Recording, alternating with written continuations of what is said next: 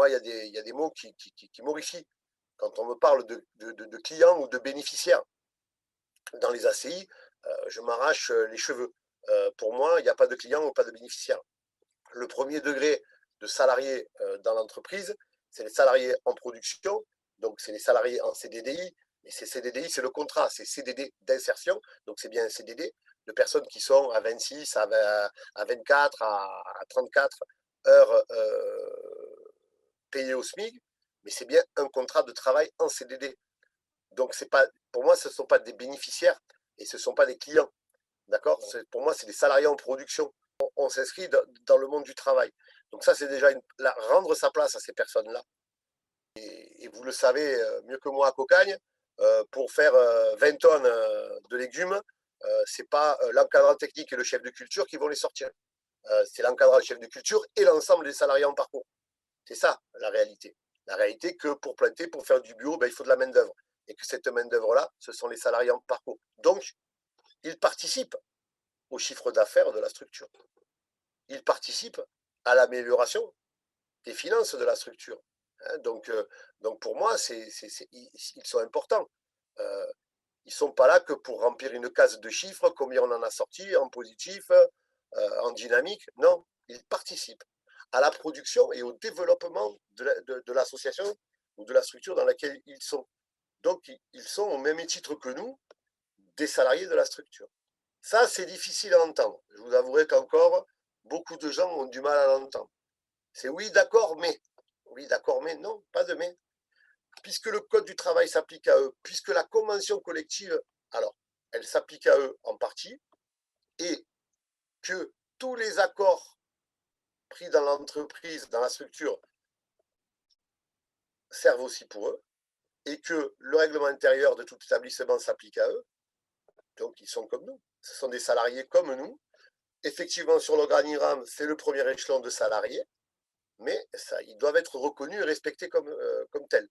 Et du coup, déjà, commencer par leur rendre leur place, et ça c'est pour moi le plus important, c'est aussi leur permettre de prendre leur place au sein de la structure, de leur donner une vision, d'échanger avec eux. Pendant très longtemps, dans les structures, les gens ne parlaient pas des chiffres avec les salariés en parcours. On ne parlait pas de recettes, de combien on avait fait, combien on avait dépensé, quels étaient les objectifs, comment on voyait l'économique de la structure. Ben, maintenant, de plus en plus, un échange est fait, au moins une information est faite auprès des salariés en parcours pour leur permettre de comprendre quelles sont les stratégies qu'emploie leur établissement, pourquoi ces investissements-là et pas d'autres, qu'est-ce qui va être fait, qu'est-ce qui est mis en place. Voilà. Et donc ça, c'est important. Je pense que si on veut être bien au travail, il faut être déjà considéré. Et donc la considération, elle passe par la place qu'on nous donne au sein de la structure entreprise. Merci. Et une dernière question, vous avez une formule que j'aime bien, qui est comment on considère quel est le rôle de l'entreprise, c'est-à-dire l'économie qu'il est au service de quoi. Vous dites que on a des entreprises qui construisent et d'autres qui Voilà. produisent de l'économie en détruisant, quoi. Alors, ça vient pas de moi, hein, vous le savez, hein, c'est une pensée écologique qui date des années 70. C'est produire sans détruire. Voilà, produire sans détruire et construire. Voilà. Donc c'est une réalité. Mais on construit aussi des individus. Donc, enfin, pour nous, et personnellement, dans mon travail de tous les jours, je suis coordinateur, hein, donc je suis coordinateur et ce matin, hein, je vous le disais, à 6 h du matin, j'étais au milieu d'un champ parce qu'il y avait des urgences, parce que j'ai des salariés, pas mal de salariés en formation, pas mal de salariés qui ont trouvé du travail, hein, ça repart. Du coup, ben, on était en petit nombre sur un de nos maraîchages. Ben, j'ai mis la main à la pâte, ça fait quelques jours que je vais les aider. Pourquoi? J'aurais pu rester au fond de mon bureau avec mon téléphone ou passer les voir en les encourageant. Ben, je me suis habillé et je suis allé avec eux travailler, puisque j'étais encadrant pendant des années. Donc, et ça, les salariés l'ont apprécié. Et c'est aussi pour leur dire, eh ben, c'est ensemble. Il y a un effort à produire. Pour la structure, on va le faire ensemble. Et ça, c'est important, c'est une reconnaissance. Et en les remerciant de tout ce travail et de tous ces efforts qu'ils font. On a été impacté par le gel, il a fallu relancer, ils ont mis les bouchées doubles, donc tout ça, il faut, voilà. Donc mais en construisant l'individu, c'est-à-dire en le remettant, en le valorisant, en le rendant autonome à son poste, en lui amenant des compétences, en le faisant gagner des compétences.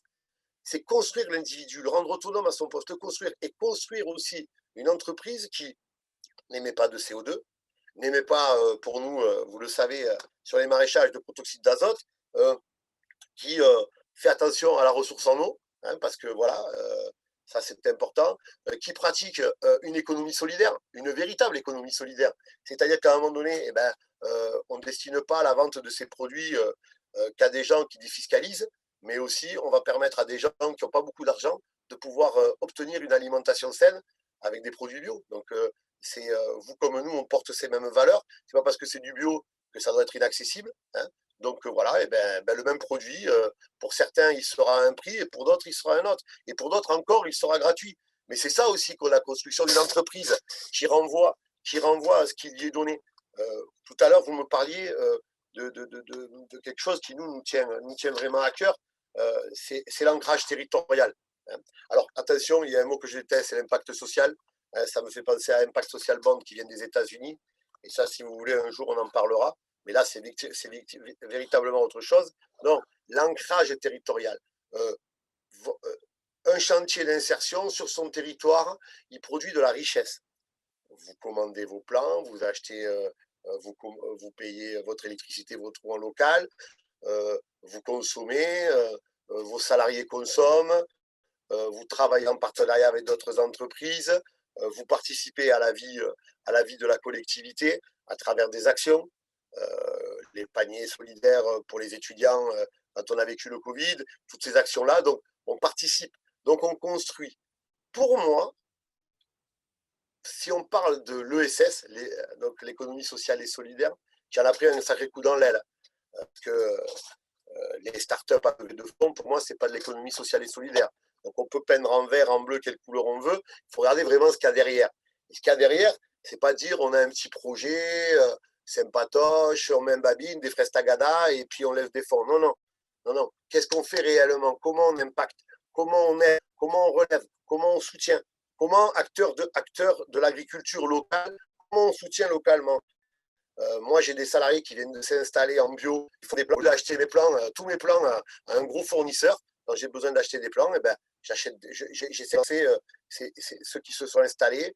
Quand j'ai besoin de faire de l'achat-revente, eh ben, je vais aller faire travailler les petits maraîchers du coin et je ne vais pas aller chercher des produits bio qui viennent d'Espagne ou d'Italie. Je vais acheter du local et si possible, des gens qui se lancent. Donc, c'est ça aussi. C'est comment on soutient l'économie, comment on est acteur sociétal, comment on participe.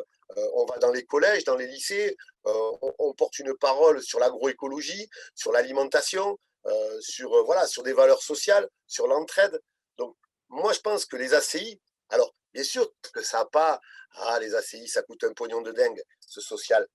Les ACI, bien sûr, effectivement, on leur donne de l'argent, hein, et on leur en donne trop, il faudrait qu'ils réduisent et qu'ils produisent de plus en plus. Mais si à un moment donné, on va faire une bascule et on va être une entreprise classique. Nous, on n'est pas une entreprise classique. Un ACI, c'est la première marche sociale. La personne, elle vient sur le chantier, elle se reconstruit. Donc, on est obligé d'être aidé, puisqu'on va faire gagner en autonomie, en compétences. Tout ce qu'on produit de valeur autour de l'individu, on ne peut pas le produire en économique. Il faut bien qu'à côté, on soit aidé. Sinon, on aurait des individus autonomes au travail et on produirait. Ce n'est pas le cas. Nous, notre premier être vivant dont on s'occupe, ce n'est pas un légume, c'est un humain. Donc, c'est ça qui est important. C'est là où la valeur, elle doit se jouer. Et il ne faut pas l'oublier. Donc, pour moi, les ACI, ils ont un rôle important. On veut essayer de les faire disparaître. Tout le monde vous dit, les ACI, c'est terminé. Demain, c'est fini, on arrête. Tout le monde en dit, et après-demain, tout le monde en société anonyme. Non, non, non. Moi, je pense que les ACI, ils ont leur rôle dans cette société. Et ils l'ont prouvé pendant le Covid. Ça a été un sacré amortisseur. Et vu l'argent qu'on y met dessus en ce moment et l'État y a mis, pour que ça soit un amortisseur social à la rentrée, c'est pas pour rien. C'est qu'on sait que ce dispositif a une valeur en soi. C'est qu'il vient corriger les défauts du système néolibéral, c'est-à-dire du système capitaliste. Il y a des individus qui chutent et dans notre société, ils ne peuvent pas se relever sans qu'on les aide. Voilà. Et moi, il y a une phrase qui est importante pour moi,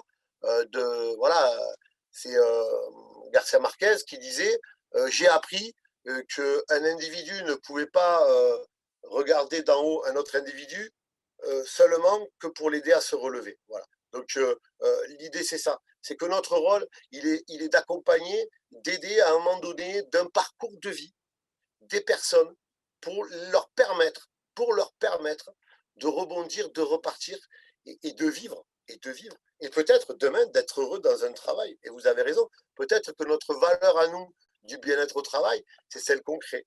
Alors parfois avec des dangers. Parce que souvent, j'aime à leur dire, le monde de l'entreprise, c'est pas le monde des bisounours. On est bien au chantier, il y a de la bienveillance, tout le monde est bienveillant, on travaille dur, c'est dur le travail de la terre, mais on est bienveillant, on fait attention aux uns aux autres, mais parfois dans l'entreprise, c'est pas le cas. Et donc aussi, notre rôle et mon rôle de syndicaliste, c'est de les armer, de leur apprendre qu'il y a des règles, qu'il y a des lois, et que les lois, elles doivent être respectées. Et que une des choses qu'on leur apprend quand on travaille des outils, avec des machines, si la machine ne répond pas aux règles de sécurité, on applique le droit de retrait. Ça, on leur apprend aux salariés.